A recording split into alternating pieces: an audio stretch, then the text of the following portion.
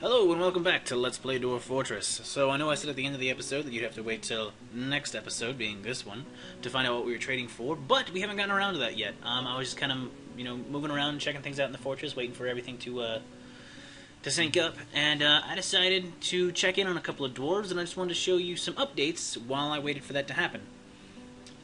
Or more accurately, before I forgot. Because if I did things in the order, I would just forget to find them, and blah, blah, blah, blah, blah, blah, blah. So anyway, if you recall, we had a whole family on the verge of a tantrum spiral because we had 2 dwarves drown. So I went ahead and I found the woodcutter, the first one that I saw, and as you can see, he's back to quite content lately. So our place is awesome enough to prevent a tantrum spiral, because even though they were all unhappy, all red arrows are very, very bad. And even though it still says he endured the decay of his sibling, lost a mother, lost a sibling to tragedy, he's back to normal, so he's back to quite content. So I can only assume, I haven't really checked his relatives yet. Let's actually go ahead and check his Faza. Back to quite content. Awesome. Let's check the eldest daughter. Quite content. Very nice, very nice. Relations, and check the younger brother is dead, younger sister. She's been fine, so she's not content. She's not to content, but she's up to fine. Which I don't know if that's higher than content, but whatever, doesn't matter. It's awesome because the tantrum spiral averted. So our place is that legendary. This place, our legendary dining room really makes it worthwhile. Really kind of curbs it, prevents those things from happening. The other thing I wanted to show you an update on is if you remember that dwarf that went, wrong buttons. If you remember that dwarf that went absolutely insane, stark raving mad, I said he was going to run to his room and just start throwing all his clothes off. Well, apparently he did not stay in his room. Because if you look up here above the Great Hall, you can see more things that belong to him. So he's just been running around the fortress, just stripping down. And apparently that's not illegal because my sheriff hasn't arrested him yet. But as you can see, he is this dwarf. Like, there's more clothes of his in the hallway here. But as you can see, it's this guy right here. He's still alive. He hasn't starved to death, or I mean, he's on the verge of it. Like, he's got, both the blue arrow and the brown arrow to indicate hunger and starvation. But as you can see, he only has 3 things left. He's wearing a robe, he has a hood on, and 1 sock on his left foot. That's all he's wearing. So he's just been running through the fortress, just stripping down. I mean, at least he still has a robe on, so he's not, completely naked. But, I mean, he's naked, but, it's like when your crazy grandfather walks through the house and all he's wearing is a bathrobe. Although I guess not quite the same. I'm sorry, that was a terrible analogy. I don't know why I came up with it. But anyway, so I just wanted to give you some updates on those doors before we got to the trade depot, and they're not quite ready yet. The merchants are ready to set up, but my broker got bored waiting for them to show up, and he decided he was hungry and thirsty. So my broker went to go take care of those needs. So once he gets back to the trade depot, I'll come back, and we'll see what we're trading for. So I will see you then. Alright everyone, so here we are in the trade screen. Just real quick, something I want to go over before I really get into all the stuff that we're trading for. So they brought us a lot of garbage. Nothing really too... Well, not really. They didn't really bring us a lot of garbage, but like the first couple of pages is all. I mean, they brought us a lot of weird stuff. Like they brought us a lot of bars I don't really need. A lot of cut gems that I don't really need, but they brought me a lot of blocks, like a lot of blocks, for some odd reason. But whatever. But something I want to draw your attention to is right here. So here's the value of the goods that I'm asking for. It's 17,740 dwarf bucks, and the value that I'm offering is 18,826 dwarf bucks. So that off the bat, that just kind of gives you an idea of, and most of the stuff I'm asking for is cheap stuff. So that just kind of gives you an idea of how much stuff they brought with them. So, all right, let's get started. Let's go looking through. So I didn't take any clay but as always, I took all of their wood, several pages of wood.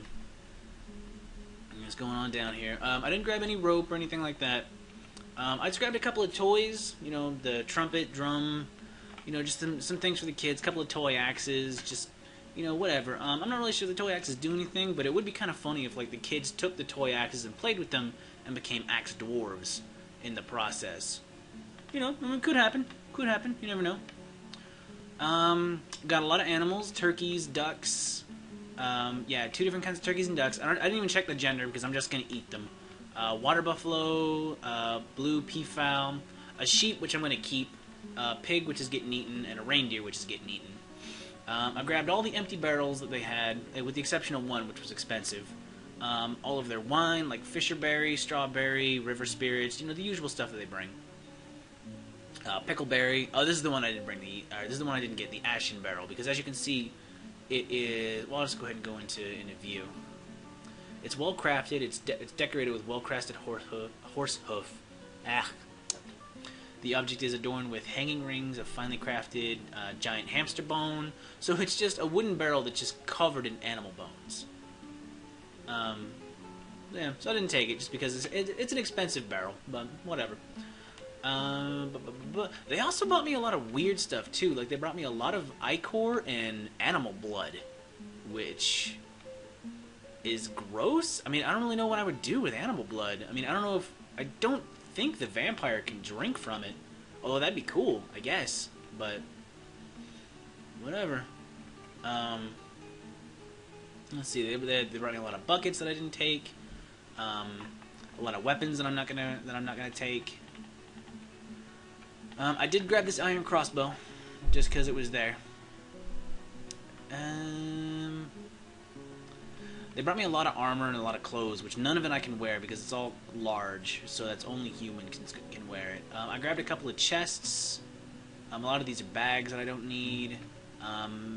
Every bag of sand that I saw that they have, I'd snatched up.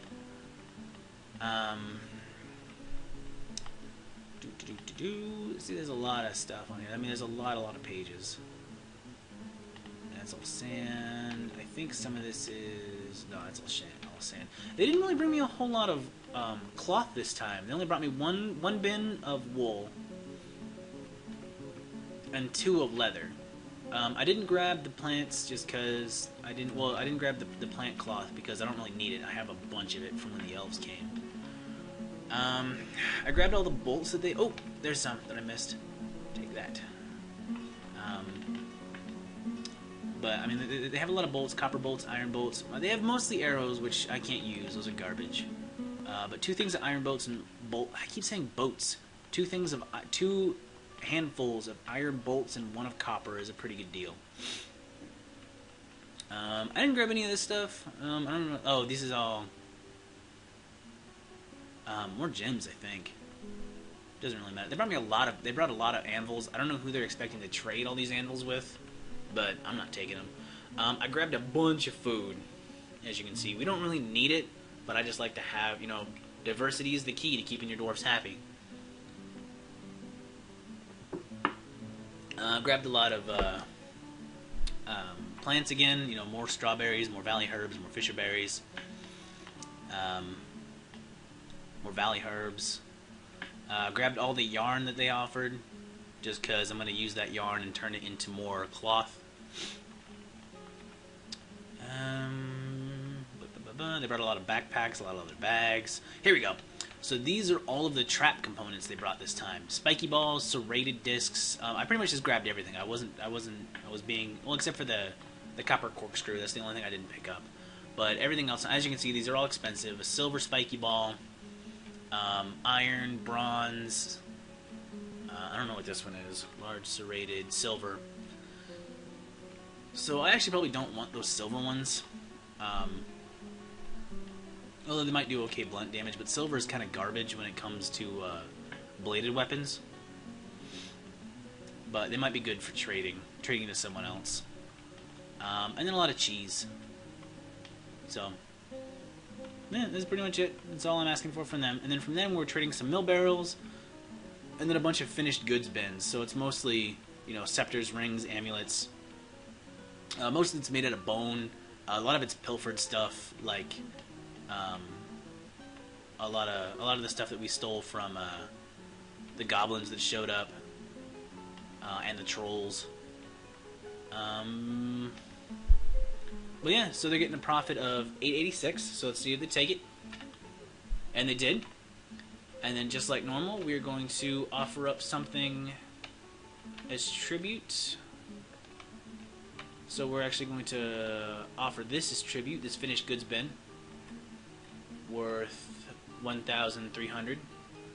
So offer, and they take it, and awesome. That should be it for the trading. So we actually did pretty good that time. I can start upgrading some of my traps to a couple of weapons traps. Not really a whole lot, because I mean I mostly want to stick to serrated discs and spiky balls, and a lot of the stuff that was in there was like, I mean there were some, but a lot of it was like well, actually let's just go to my stock screen. It should be down here for, where is trap components? Probably looking right at it. Where are you, trap components? Here it is. Okay, so as you can see, we got 2 axe blades. A couple of these we're actually using. These corkscrews we're using. So these are not up for sale, or up for use, I guess. We got a couple of wooden spiky balls. A bunch of wooden spiky balls, apparently. Which is okay. I didn't really want to use wooden spiky balls, but whatever. Well, they'll be fine for now. A silver spiky ball, 2 bronze spiky balls, 2 serrated discs, 1 silver, 1 bronze, and 2 menacing spikes, one copper, 1 bronze. So we did pretty good. We have about 12 trap components now that we can use. I like to split them up into 5 and 5. I'll probably just do 6 and 6. And try to spread out the serrated discs and the spiky balls evenly between the 2, and then just fill them up with the other ones. So, I mean, it's really only enough for 2 traps, but whatever. I mean, it's a decent enough start. So this should be it for this time, and I will come back once the season changes or something else happens. Oh no, actually. Before I go, there is one thing I wanted to show you. So if we go to other, look at this. There's a whole race of serpent people, or a whole squad, or whatever. A couple of them are spearmen, but most of them are blowgunners, and they are right down here in the second caverns. So they're all the way down here at the bottom. So if we look at them, they all have like primitive people like this. Like once you get down to the lower caverns, you'll come across primitive tribes. They'll be wearing, as you can see, they're not wearing anything. They're not wearing any clothes, nothing. They're just running down here, you know, completely naked. But they have weapons. So the blowgunners have their blowgun and 5 darts each. But all of their weapons are going to be made out of wood, and obviously that's not going to do garbage against a fully equipped. A squad fully equipped with steel armor and weapons and everything, which they're almost completely equipped. Like if we go to my military, as you can see, the only thing that they're missing, there should be, oh, I know why there's not more shields, because I've had it paused and I've been talking to you guys. So we have enough steel to make everyone else a bunch of shields. The only thing missing now is to finish up the breastplates and the low boots. So, actually, let me show you that real quick. So as you can see, this guy's making a shield, and he's just gonna burn through it. Or a Snatcher could show up while I'm recording. Fuck you, Snatcher. Where the hell are you? There you are. Cat saw you. So he should run away now. But as you can see, that guy's already done making a shield. I mean, he is fast, because this guy is... Where is it? My legendary armor smith. Right there. Legendary armor smith. So this guy can crank out armor in about a second. Like, once he gets all the gear, once he gets all the material into... Like, I have it set up as, like, once, like... This is really something else. This is kind of more advanced, like something that really should be covered in a tutorial, but I'll do my best to just kind of go over it real quick. So once you have a manager, you can actually tweak your workshops very, very specifically. So if you do capital P, as you can see, all these guys are red, right? So this means none of these, everyone who has red, they are not allowed to use this workshop. The only person who is allowed to use this workshop is this armorer, and this armorer is my legendary armor smith. So I only make armor in this metalsmith's forge. So since he's the only, so I'm guaranteed to get like extremely well-made material. Like let's go to my stocks page real quick. Armor. Okay, so steel breastplates. This actually isn't a very good way to find it because it's just not. So let me see if I can't find one of my squad members.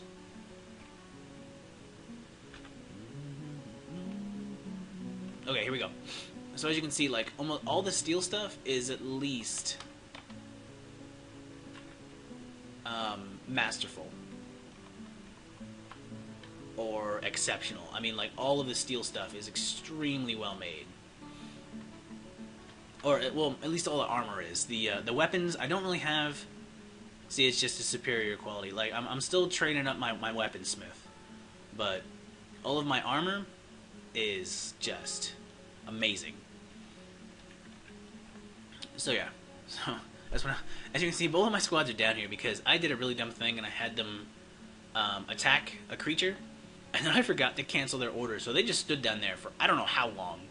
So they're probably all kind of mad at me, but whatever. So that should be it for this one, or not for this video, but that should be it for this clip. So I'll cut it off here, and I will be back once something happens or the season changes. So see you then. Hey guys, so one other thing I wanted to talk about that I just kind of spaced on. So I found out this is the second layer of caverns because here is some fungi wood, and apparently fungi wood only grows on the first and second layer of caverns. So we still have a ways to go before we find the third layer of caverns.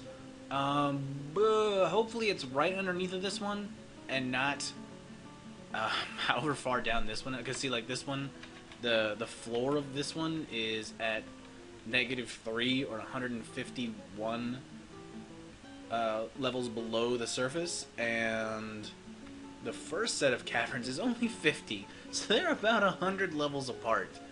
Hopefully that won't happen again. And the next layer of caverns will be relatively close, or hopefully we won't even have to go down that far. Hopefully there'll be like a lava pipe in these caverns, which has happened before. You know, you never know. I actually might dig around a little bit to see if I can't run into one, because this looks vaguely lava pipey, I guess, if that's a word. Although it would tell me normally, I don't know. I'm just kind of rambling again. So I just wanted to let you know we're only at the second level of caverns. So yeah. So I'll be back once something else happens or this season. Oh, I am in the process of walling off this little thing. Like as you can see, there's a wall right here. There isn't one here yet, just because I haven't done it yet. But like if we go up, you can see that I have walls pretty much the whole way. Or at least in the areas that I've gotten access to. My miners are still working to clear everything out. A little higher up, you can see there's walls on both sides, so that this is still a completely enclosed pipe. But yeah, we're making progress. We're making progress. Once I actually, like, you know, completely adventure forth into this, you know, into this cavern, I'll do what I did with the last one. I'll come back and, you know, show us as we're adventuring around. I'm actually really looking forward to just, you know, kicking the teeth in on those serpents wherever they went, the serpent men, because you know, in true American fashion, I'm just gonna go in and completely destroy the natives. Because I'm sorry, that's awful. That's awful. I've been recording for a while now, for at least I don't know, more than 2 hours, less than 3. I don't know. I haven't really been keeping track. But whatever.